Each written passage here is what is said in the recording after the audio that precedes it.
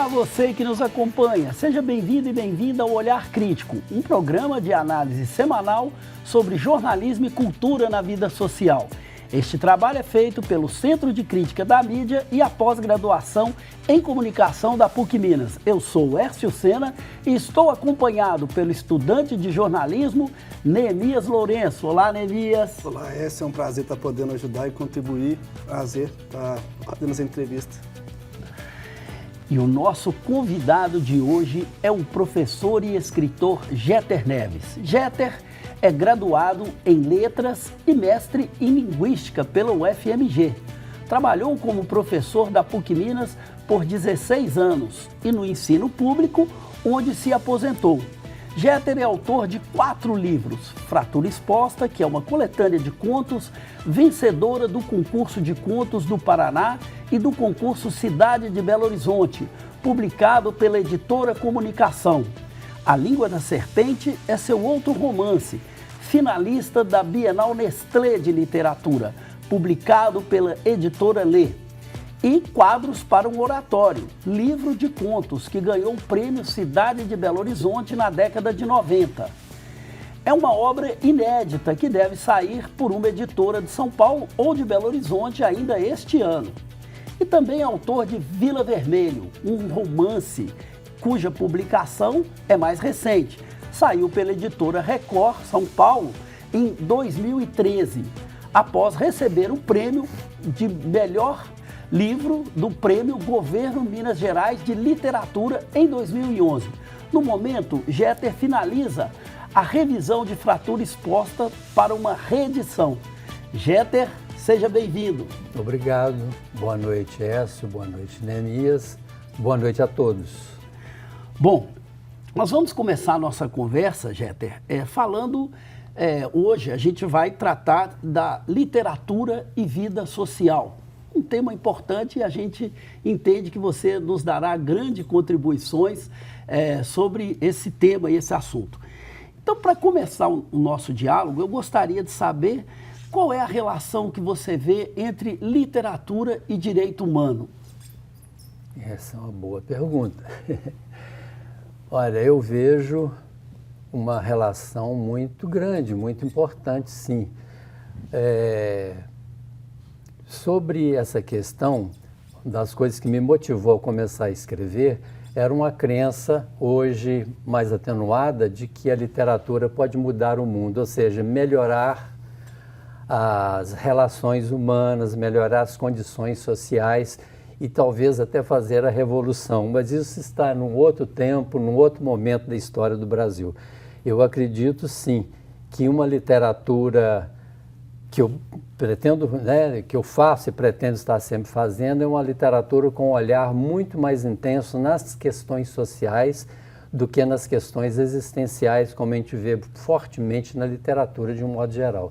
Em questões privadas, então eu foco, a minha tematização, ela gira em torno de questões sociais. Jeter, eu tenho aqui uma frase do Antônio Cândido que ele vai dizer o seguinte: a cota de humanidade que a literatura nos dá tem a ver com o quanto estamos abertos à natureza, à sociedade e ao semelhante. Qual a importância você vê nesse tipo de abertura ao outro para se fazer literatura? Sou fã do mestre, do professor Antônio Cândido. Ele é um estudioso, que deu muita ênfase na literatura, no seu aspecto social. Aliás, uma crítica que se fazia a ele porque ele esquecia, diziam, essas partes da subjetividade, das individualidades. Ele, por exemplo, gostava muito de Graciliano Ramos, Graciliano Ramos, nós sabemos, é um autor que tem uma forte inflexão sobre as questões sociais, do país. Eu acho muito importante, sim, você estar de um olhar fixo nas questões das relações sociais. Essa eu falei anteriormente, tem alimentado as tematizações dos meus contos e a tematização dos meus 2 romances tem essa voltagem. Eu acredito, sim, que é nas relações sociais que são geradas subjetividades, não o contrário, né? As pressões sociais, as relações sociais, as relações econômicas é que vão imprimir nas pessoas aspectos de depressão ou de não depressão ou de isolamento, né? De tristeza. É o contrário, e não essa do indivíduo triste influenciar a sociedade. Bacana. E dentro dessa questão social, na literatura do Vila Vermelho, você trabalha a questão da Copa de 58, que parece como pano de fundo. Sim. E eu queria saber qual que é o papel simbólico do futebol, principalmente futebol de várzea, dentro do romance. É uma passagem dentro do romance que procura estabelecer justamente uma relação do brasileiro, da sociedade brasileira com o mundo, né? O futebol, ele adquire no imaginário do brasileiro, né? E de um modo geral, com eu acho que raríssimas exceções, uma relação muito intensa, né? Essa paixão, e muitas vezes vista até como fonte de alienação, né? Uhum. E essa parte, né, que eu menciono da vitória do Brasil pela primeira vez na Copa do Mundo em 1958, ela tenta captar um pouco disso, que coisas muito graves, problemas sociais, problemas políticos, sempre tinha um golpe de Estado pairando no ar no país e tudo mais, mas o brasileiro se comprazia, né, em sair às ruas, as multidões por causa de futebol. Era nesse sentido, esse aspecto do futebol como um elemento alienante. Isso no romance, claro. Eu acho que o futebol, os esportes, eles têm um leque maior, mas na questão específica eu queria trazer esse lado, né? O brasileiro lá, simples, simplório quase, né? Ele esquecia todas as suas misérias cotidianas com o futebol, né? E você acredita que tem esse papel simbólico hoje ainda, comunitário? Você vê isso ainda? Com certeza, a gente vê isso aí, multidões e multidões se organizando, né? Embora no caso de seleção brasileira, ela diluiu-se, né? Parece que o brasileiro perdeu identidade, né? Com aquela camisa amarela, aliás, né? Podemos utilizá-la como funções políticas de negativas, né? Como a gente tem visto aí, né? Esse símbolo apropriado por um lado que eu acho que é antipopular. Isso é que é um paradoxo, né? Uhum. Mas eu acho ainda que tem sim um aspecto de sociabilidade muito grande o futebol. Jeter, nós temos aqui uma pergunta de um estudante de jornalismo, João Pedro Diniz, para você.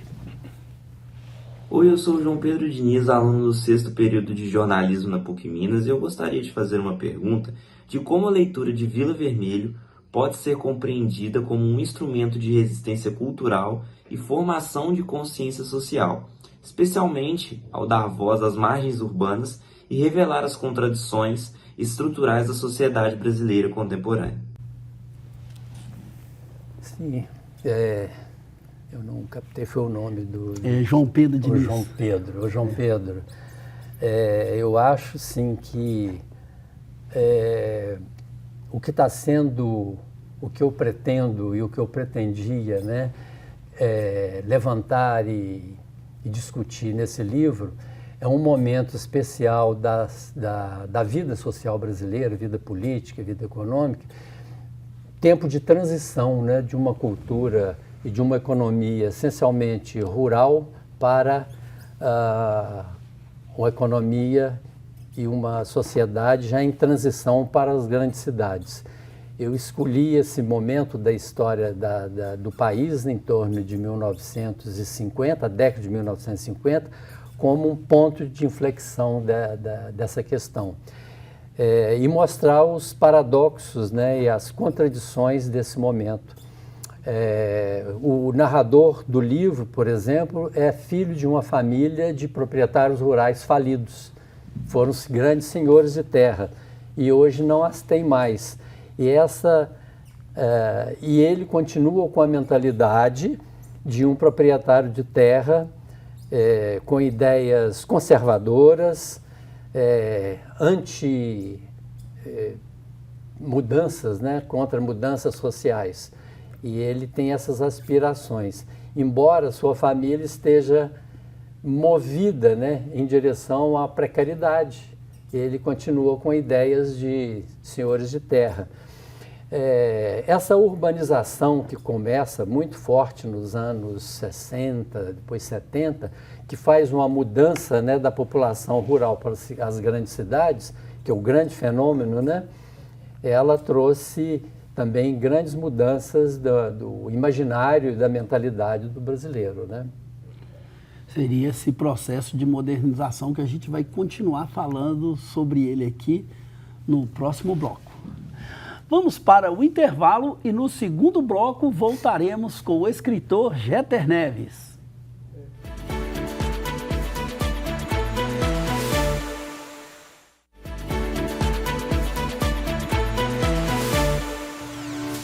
O Olhar Crítico está de volta com o professor e escritor Jeter Neves.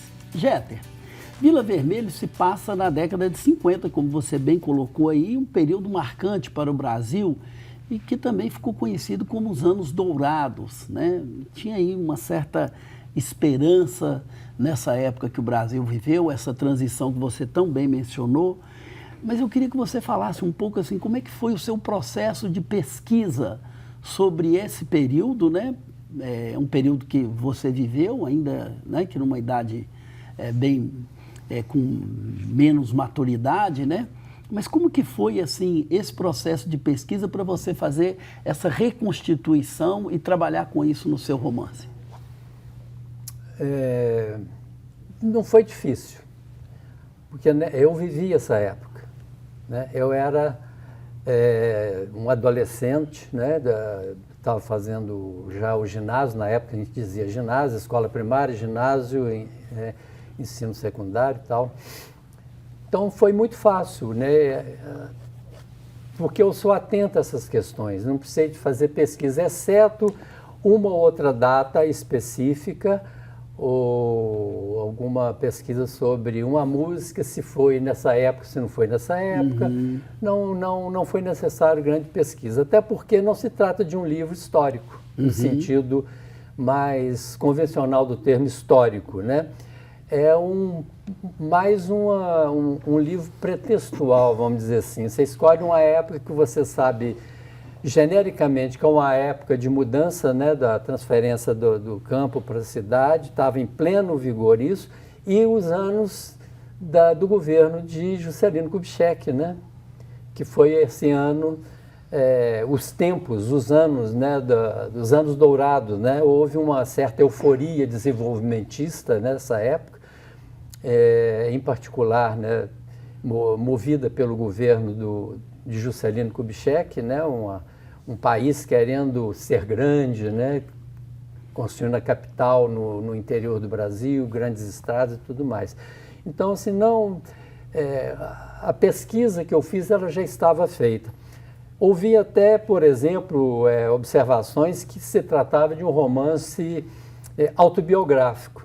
Eu falei assim, não, todo autor busca, né, sim, elementos da sua biografia para escrever. Eu peguei elementos da família, elementos no entorno, elementos de amigos, né, dos que eram ricos na cidade, dos que não eram ricos, como é o caso do narrador, para compor a história. Mas não é uma autobiografia no sentido restrito desse gênero, né, autobiográfico. Mas tem elementos biográficos, sim, autobiográficos, mas que não são tão determinantes. Poderia ser qualquer outra família. E, sim, em alguns momentos na obra a gente percebe essa questão dos costumes norte-americanos dentro dos sonhos dos personagens. Eu queria saber qual que era a intenção sua em abordar esse choque cultural. Olha, gostei dessa pergunta, viu? Porque essa ideia vai me percorrer todos os meus textos até agora. Hoje mesmo, antes de sair, eu dei uma visitada numa revisão e está lá. Porque eu penso que o mundo que admira os Estados Unidos é o mundo hollywoodiano. Então, Hollywood, ele está no imaginário de todo enquanto é ser humano nesse planeta. E como sabemos, Hollywood é uma idealização de uma sociedade americana. Eu me refiro a toda aquela massa de filmes que a gente acostumou a ver, que a gente admira, como são belos, como são ricos, como são modernos, como tem carros bonitos. Essa sociedade americana que nós vemos hoje aí políticos, filhos de ex-presidente importante, correndo para os braços dos Estados Unidos, mas o que eles estão buscando é o Estados Unidos de Hollywood, idealizado. Seria o sonho americano. O sonho americano, porque o real nós sabemos qual que é, né? Tá saltando aos nossos olhos aí. Tem até um filme que não é americano, que é canadense, chama A Decadência do Império Americano, acho que muita gente viu. Então nós estamos vivendo essa decadência. Mas esse imaginário do cinema, né? Eles alimentam as ações e a busca e o sonho de muitos brasileiros. Sim. Além disso, dentro da obra tem o Caburé, que observa o mundo com uma mistura de inocência e crítica. Por que você escolheu a perspectiva de uma criança para tratar sistemas tão complexos? Sim, o narrador, ele era adolescente no tempo da narração, né? No tempo narrado, melhor dizendo, ele era um adolescente. E ele que se torna um narrador. Então ele narra hoje. O tempo da narração é atual. Como era atual em 2020, quando foi escrito, né? 2020, 2013. 2000, 2010, 2015, né? Publicado esse em período. 2013. O tempo narrado, o tempo da narração é esse, mas o tempo narrado é década de 1950.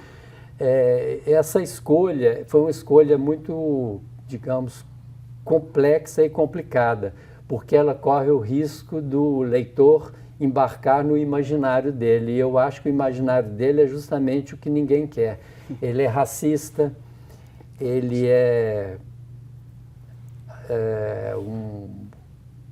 a empresa que ele tem e que trabalha é empresa para legalizar terras indígenas, terras griladas, né? Então a empresa dele é uma empresa capitalista, neoliberal, e que não apoia, por exemplo, não aprova, por exemplo, relações sociais humanistas, né, socialistas, nada disso. E esse narrador é o que o menino virou, aquele adolescente virou, né, tornou-se assim. Então hoje ele narra. Esse era um risco que eu resolvi assumir, colocar um narrador no livro que não é o que eu penso.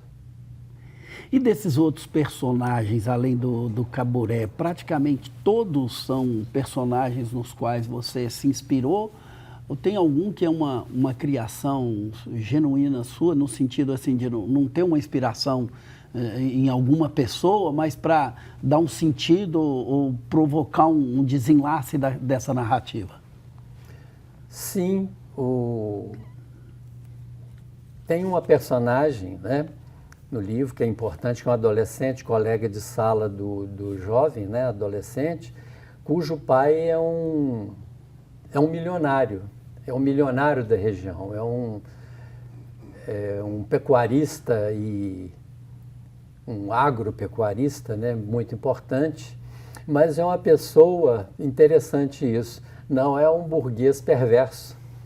Ele, por exemplo, quer que os filhos estudem, ele tem uma relação boa com os seus trabalhadores. É uma coisa que eu não queria deixar ficar maniqueísta, né? E esse personagem, ele não existiu, né? Assim como a menina também não existiu, que é uma menina revolucionária, como a gente chamaria, né, avant la lettre, né, antes de ser. E tem um irmão que, filho desse desse maior burguês do local, que vai para o Rio como estudante de engenharia e se transforma num militante. E é preso e é torturado. É o filho de um capitalista, né? Então essas contradições eu coloco lá dentro. E são personagens que não são reais. Isso é um fato também que nós assistimos isso no Brasil. Filhos de famílias abastadas foram presos durante a Revolução, o golpe de 1964. A Revolução aqui foi um ato falho. E foram torturados e alguns até mortos, né? Como a família Angel, né? Angel, né? E em relação a... Você fala desses personagens, né, que, vamos dizer assim, são uma exceção dentro da sua classe que vão se voltar para a defesa de uma outra classe. Mas eu queria que você tratasse aqui de uma coisa um pouco mais ampla. Como você vê a representação das classes populares de uma maneira geral na literatura brasileira, uma vez que você é professor de literatura também, como que você poderia, assim, dar uma síntese para nós de como você vê essa representação? Eu vou chamar assim de tematização, né? Não é muito comum, sabe? É mais comum você ver na literatura, sobretudo nos contos, né? Muita abordagem da temática existencial. Sabe? Os caras confinados no apartamento, vivendo ali. Você não vê bicho, você não vê planta, você não vê gente, você vê um indivíduo lá melancólico. É muito comum isso, né? É muito utilizado esse tema, né? Porque é fácil, né? Também, eu acho.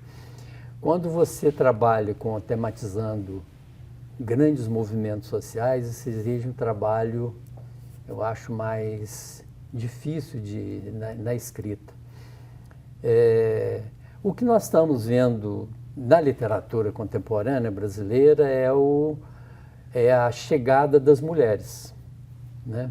Eu acho que a mulher resolveu tomar a sua própria narrativa, né? Tomar o rumo da sua própria narrativa. Então, a gente tem visto na literatura, eu não acompanho hoje rigorosamente o que está acontecendo na literatura, mas assim, no que me é possível ver, eu tenho visto as mulheres trazendo grandes questões, e quando você tratar da questão da mulher, é inevitável que você coloque em pauta os conflitos, né? Essa relação, né, patriarcal, né, o feminino, esse papel subalterno, oprimido, né? Então, essa literatura, essa abordagem, essa tematização está chegando. Uma outra é sobre, por exemplo, aquele autor do Torto Arado, né? O Itamar. É uma tematização também muito interessante, que está ligado aos trabalhadores, né, rurais, pretos e sem terra, né? Então, a gente tem visto isso chegar. Nós temos visto também chegar na literatura outros movimentos digamos, de natureza social, a questão dos gêneros, né? Da literatura homo, né? Se apresentando também, lutando por seu espaço. Da mulher negra, especificamente, da Conceição Evaristo, por exemplo, que está agora até na Academia Mineira de Letras. O índio, né? A presença deles na produção literária. Eu não sei se eu estou me afastando da sua pergunta, mas esses movimentos sociais, que são, né, no caso da mulher, é um verdadeiro movimento social. Sim, o feminismo, né, o termo aí para situar melhor, ele está ativo, está vivo, né, dos gêneros sexuais estão ativos, da população afrodescendente, né, do preto, está ativo. Aliás, são temas e autores que está sendo muito procurado pelos editores. Nós vamos voltar com esse debate daqui a pouco para seguir aqui com a discussão sobre literatura e vida social. O Olhar Crítico vai para mais um intervalo e daqui a pouco a gente volta.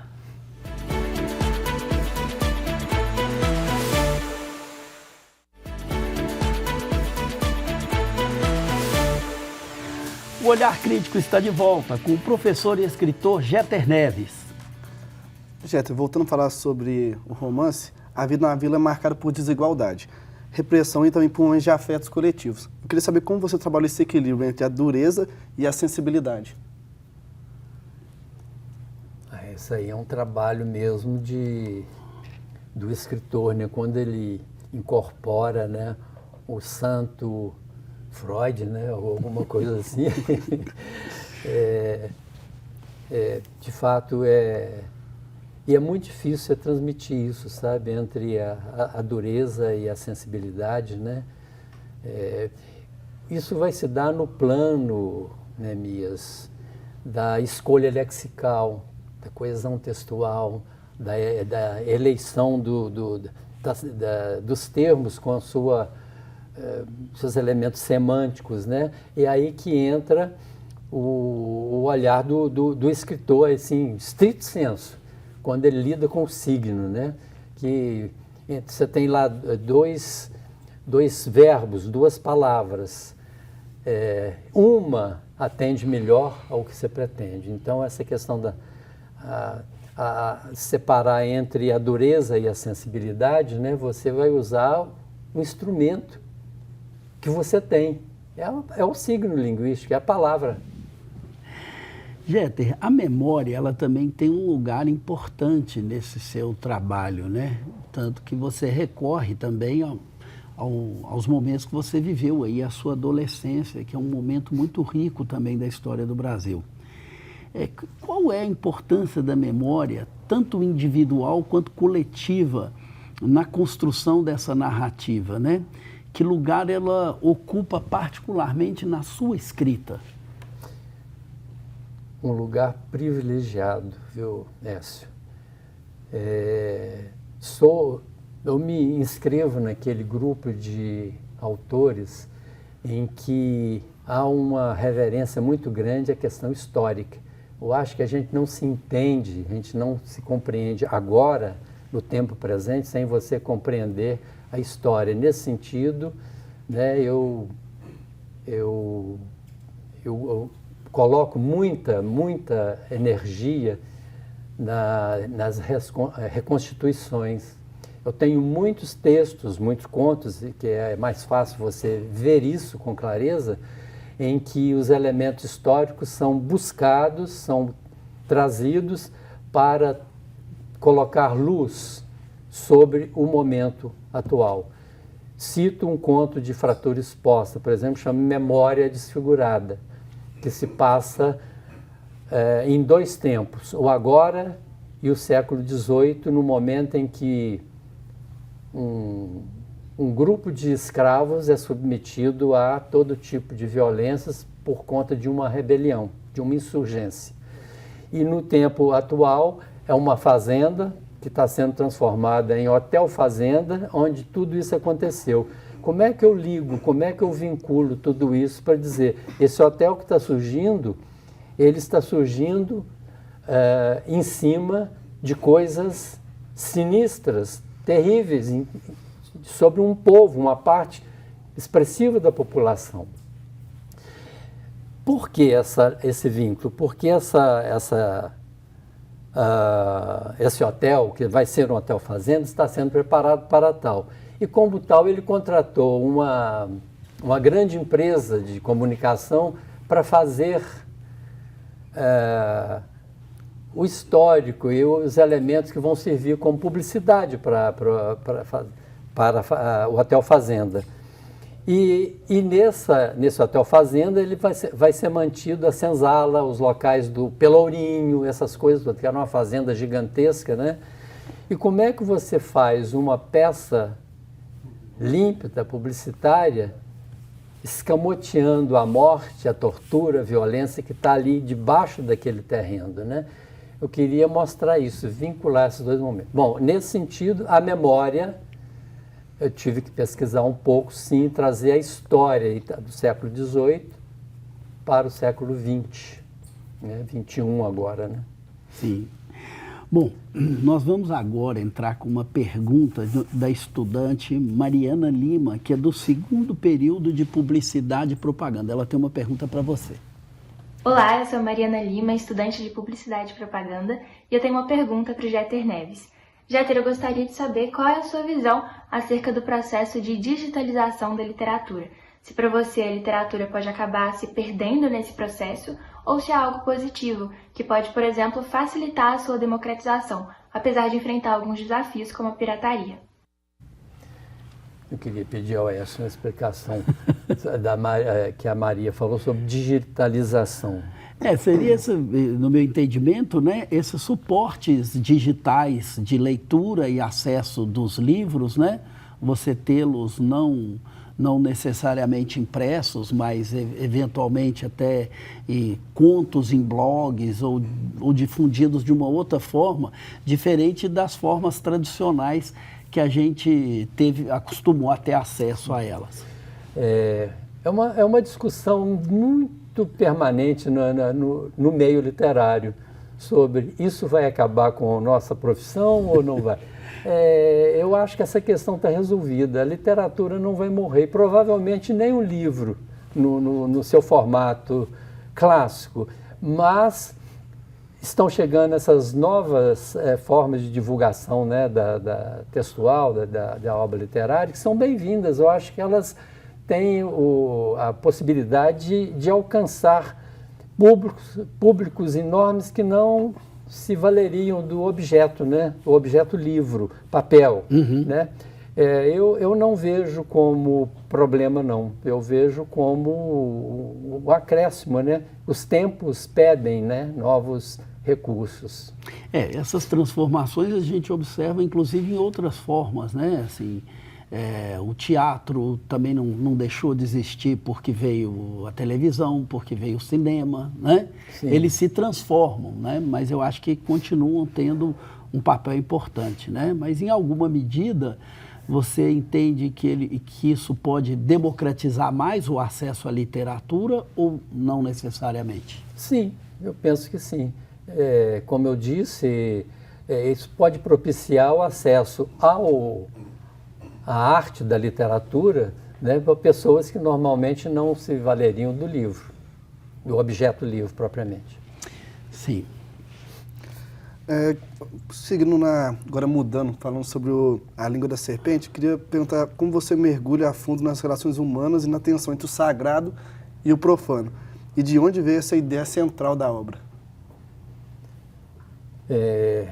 A língua da serpente, ela foi escrita no pós-85, né? Estava naquela ressaca de fim do longo, de 21 anos, né, do regime militar. E ele reflete muito isso, esse tempo, né, do retorno à normalidade, digamos, da normalidade institucional e tudo mais. O sagrado e o profano, você pergunta, né, como é que está ali. Realmente ele tá em conflito, né? O sagrado e o profano, porque o narrador ele tem uma relação de um forte materialismo em relação à realidade, né? Então, e o sagrado é muito comum, porque é ambientado em Ouro Preto. Ouro Preto é uma cidade, uma cultura impregnada do sagrado, do religioso, né?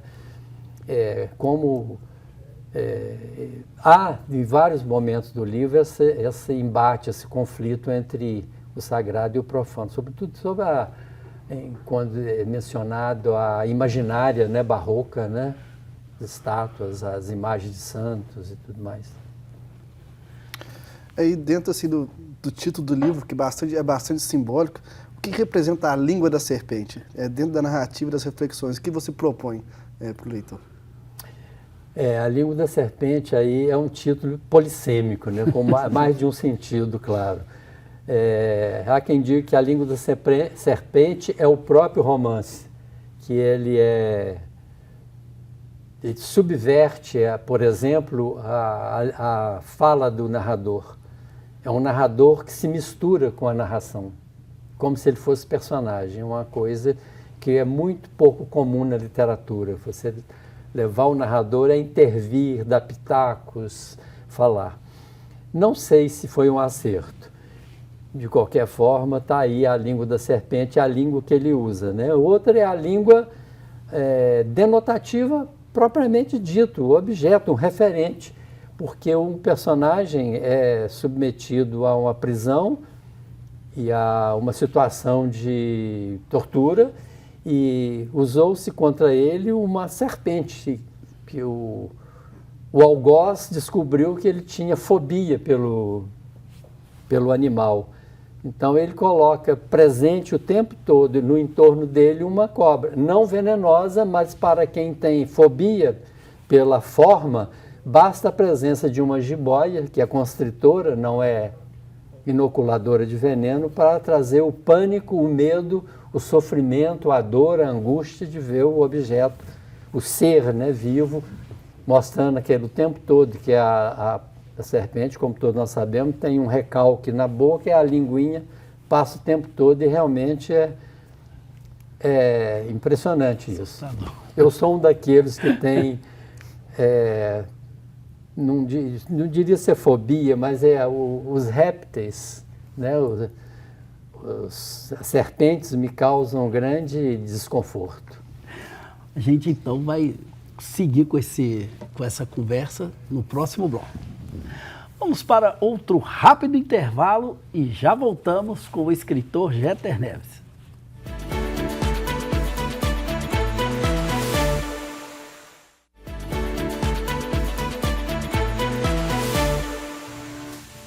O Olhar Crítico está de volta com o nosso convidado, o professor e escritor Jeter Neves. Jeter, eu gostaria de saber de você o seguinte, existe a boa e a má literatura, né? Como podemos, já que a gente está falando, todas elas fazem parte da nossa cultura, como nós podemos hierarquizá-las? Você classificaria esses tipos de escrita com mais e menos qualidade? Como é que você posiciona sobre isso? Olha, atualmente torna-se bastante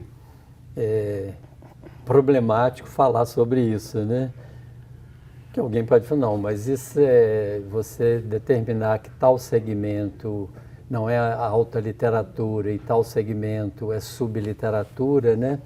O argumento do outro lado isso é uma questão de opinião, isso é meramente subjetivo. Entretanto, existem, vamos dizer assim, uma literatura de entretenimento e literatura de problematização, né? Na literatura de entretenimento, a gente coloca, por exemplo, best-sellers, são produzidos hoje, já há muito tempo, os grandes romances best-sellers são produzidos por equipes. A figura do autor, né, autoral, ele é apenas um coordenador, ele joga na mesa lá, por exemplo, um tema, eu quero isso, e a equipe trabalha. Para quem vende 10 milhões de exemplares, 100 milhões pelo mundo afora, né? Isso já existia, ou seja, isso aí é uma indústria, né? Uma máquina de produzir texto, não é aquele autor artesanal que se debruça e fica trabalhando minuciosamente as escolhas lexicais, como eu falei, a semantização do texto, a riqueza e tudo mais, ou as altas literaturas. Pode? Só para finalizar, como você vê o papel da literatura na formação cultural e da cidadã das pessoas? Eu acho literatura essencial.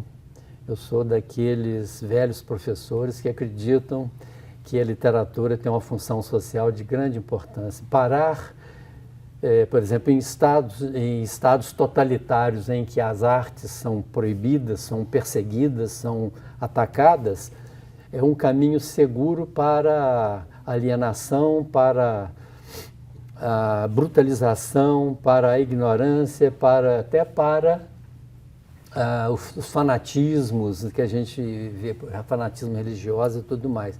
Eu acho que aí não é não só o texto, né, o romance, o conto e tal, toda a arte, né, toda a arte, aí teatro, música, né, eu incluo aí. Nesse sentido, você então entende que a literatura deve seguir fazendo parte da formação escolar, né? E em todos os currículos de formação, desde o ensino básico até a formação universitária, é isso? Eu acho que a literatura, né, ela deve ter um lugar assim nos currículos.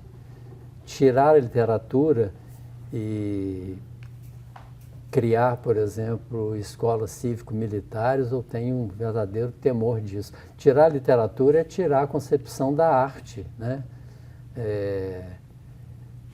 De um modo geral, a arte tem um papel fundamental, sim, na formação de caráter e na formação de consciência livre, consciência crítica.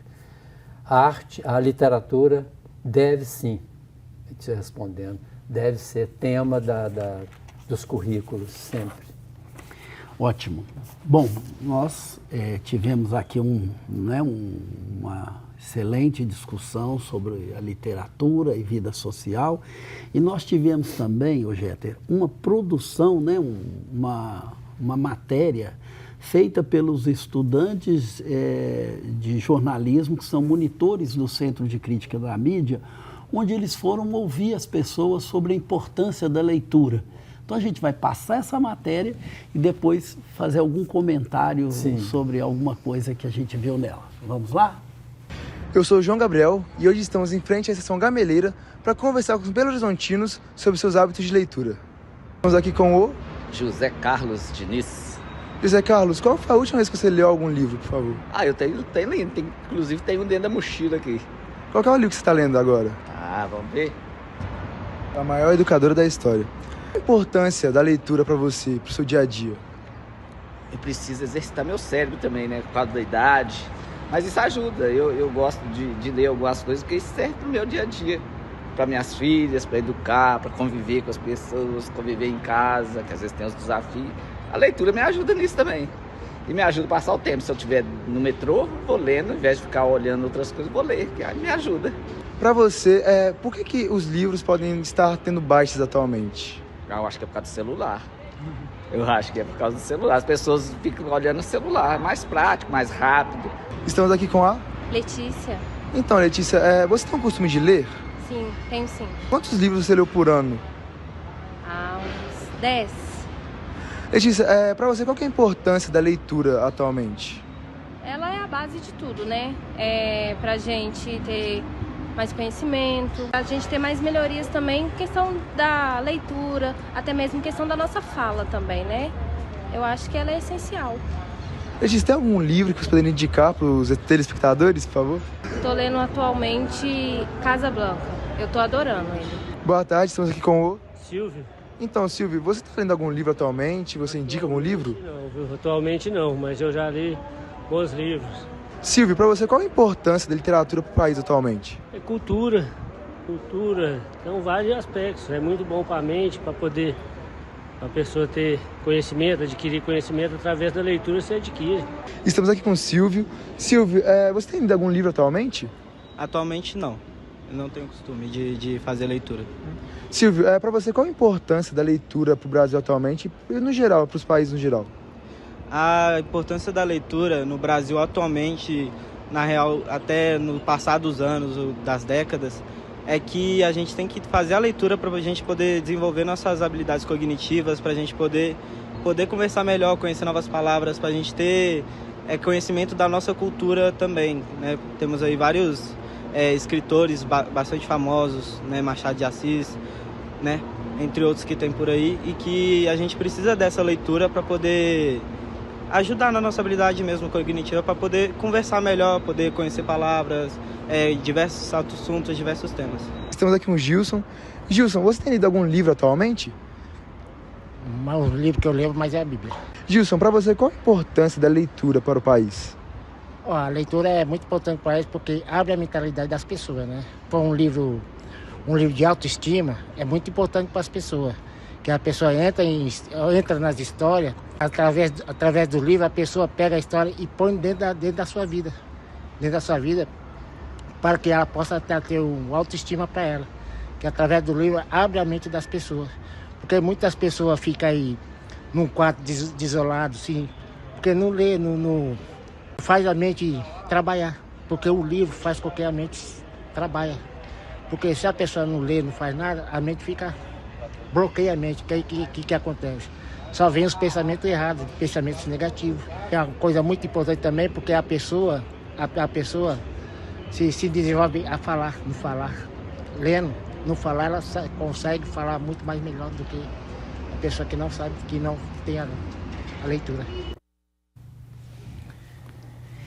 Então, no geral, parece que as pessoas têm uma visão da literatura importante, né? E, ao mesmo tempo, marcada, talvez, por essa formação escolar, né? Que também reforça a importância dessa literatura. É assim que você vê também? Sim. É interessante no começo da matéria, quando ele fala sobre o celular, né? É a menina que tinha falado, né? Antes, sobre... É ela mesmo que falou, a Maria? Eu acho que o celular é que atrapalha, né? Na realidade, essa história toda, essa especificamente, começa com a televisão, né? Quando as pessoas trocam a leitura pela televisão. Outros falam que foi o rádio, né? Começou com o rádio. Começou com o rádio. Enfim, as pessoas, sim, em outro século liam, mas quais pessoas liam? As classes média urbana e a burguesia. E na Idade Média, nem mesmo a burguesia. Nem mesmo a burguesia. Alguns aristocratas, porque a maioria também era analfabeta. Reis eram analfabetos. Exatamente. Né? Só os padres liam, né? Só nos mosteiros, né? Mesmo aqueles que, alguns nem tinham acesso aos livros proibidos. Sim, ainda tinha esse cerceamento. Esse detalhe, né? Mas, enfim, a literatura, que foi muito... marcado ali sobre o papel dela, né? Sim. De enriquecimento, de melhorar a fala, de trazer conhecimento, mas ela também traz, eu acho que, uma dimensão de espiritualidade, sabe? A arte faz isso. Isso. Né? Bom, eu acho que a gente, então, agora pode ir para o nosso momento da dica cultural, né?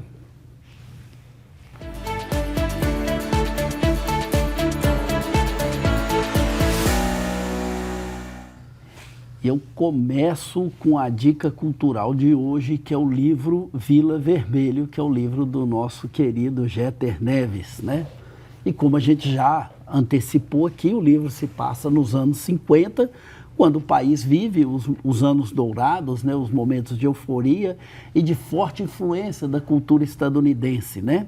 E o livro evidencia a dependência externa que o país enfrenta em contraste com a euforia patriótica daqueles tempos. Então, fica aí minha dica, vocês conheceram o autor, é um belíssimo romance. Eu, quando li Vila Vermelha, eu fiquei impactado. Sempre dizem, falta um romance no Brasil que fale sobre a importância do futebol na vida brasileira. E eu reconheci no livro do Jeter esse livro que está aí ajudando a preencher essa lacuna. Então, fica aí a minha indicação. Neemias, o que você trouxe? Eu fugi um pouquinho da questão da literatura, eu recomendo How Seis Eu Sou, que é uma minissérie na direção do Paulo Morelli, que é deste ano. Eu acho que vale a pena assistir, a questão até cultural e o personagem que ele foi, eu acho que ainda vale muito para os dias de hoje, então acho que vale a pena a gente poder assistir e acompanhar a carreira dele. Bacana, obrigado, Neemias. Jeter, o que você trouxe para nós como dica cultural? Olha, eu havia pensado na Fratura Exposta, exatamente, que está ali, porque eu vou relançá-lo a esse segundo semestre, com a revisão rigorosa que só eu costumo fazer, que é obsessiva. Os meus amigos falam que é revisão selvagem. Eu reescrevi, inclusive, um conto desse livro, que era uma narrativa jornalista, agora virou um conto de ficção científica, dentro do mesmo livro, com o mesmo tema. Gosto muito desse livro. São 8 narrativas, todos com temas problemáticos, né? A tematização é é muito vigorosa e, enfim, bipremiado. Ele ganhou o prêmio do Concurso de Contos do Paraná e Cidade de Belo Horizonte. Bom, muito bom.